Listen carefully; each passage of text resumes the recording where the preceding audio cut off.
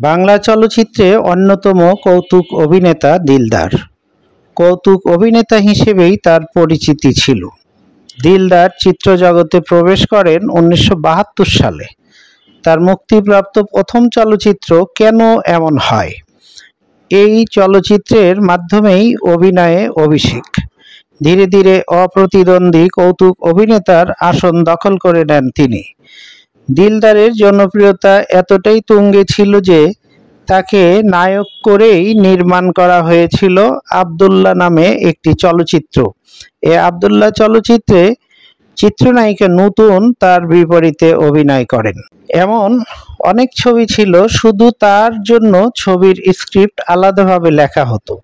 দিলদারের অভিনীত অন্যান্য চলচ্চিত্রের মধ্যে বেদের মেয়ে জ্যোৎস্না, বিক্ষোভ, অন্তরে অন্তরে, কন্যাদান, চাওয়া থেকে পাওয়া, সুন্দর আলী, জীবন সংসার, স্বপ্নের নায়ক, আনন্দ অশ্রু, শান্ত কেন মাস্তান, গাড়িয়াল ভাই, অচিন দেশের রাজকুমার, প্রেম যমুনা, বাঁশিওয়ালা ইত্যাদি উল্লেখযোগ্য।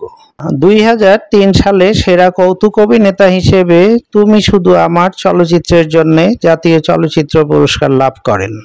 এই বিখ্যাত কৌতুক অভিনেতা 1945 সালের 13 জানুয়ারি চাঁদপুর জেলার সদর উপজেলার শাহতলী গ্রামে জন্মগ্রহণ করেন। তিনি এসএসসি পাশ করার পর লেখাপড়া ছেড়ে দেন। দিলদারের স্ত্রীর নাম রোকেয়া বেগম। এই দম্পতির 2 কন্যা সন্তান রয়েছে। বড় মেয়ের নাম মাসুমা আক্তার, পেশায় তিনি একজন দন্ত চিকিৎসক। ছোট মেয়ের নাম জিনিয়া আফরোজা। দিলদার বিএনপির রাজনীতির সঙ্গে জড়িত ছিলেন।